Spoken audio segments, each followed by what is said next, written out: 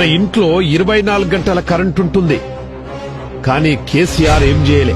బామ్మ 1000 రూపాయల పింఛన్ తీసుకుంటుంది. కానీ కేసీఆర్ ఏం చేయలే. అక్కో వితంతు పింఛన్ తీసుకుంటుంది. కానీ కేసీఆర్ ఏం చేయలే. తమ్ముడో అన్ననో బామ్మర్దో వికలాంగుల పింఛన్ తీసుకుంటారు. కానీ కేసీఆర్ ఏం చేయలే. నాన్నో అమ్మో రైతు బంధు తీసుకుంటారు. కానీ కేసీఆర్ ఏం చేయలే.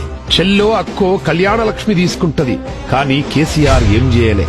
తమ్ముడో అన్నో సర్కారు నౌకరు తెచ్చుకుంటాడు. కానీ కేసీఆర్ ఏం చేయలే. భగీరథ పైపులొచ్చాయి, నీళ్లొచ్చాయి.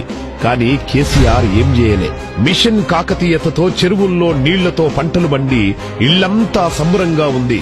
కానీ కేసీఆర్ ఏం చేయలే. గొర్రెలొచ్చినాయి.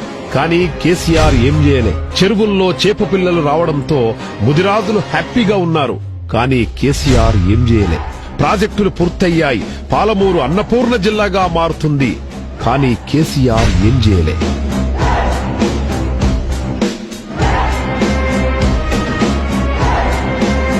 అక్కోచెల్లో అర్ధరాత్రైనా సరే షీ టీమ్స్ తో ఇంటికి క్షేమంగా తిరిగొస్తోంది. కానీ కేసీఆర్ ఏం చేయలే. సోదరో సన్నబియ్యం తింటూ మంచిగా చదువుకుంటుంది. కానీ కేసీఆర్ ఏం చేయలే. నెల తిరిగేసరికి 6 కిలోల చొప్పున అందరికీ బియ్యం వస్తున్నాయి.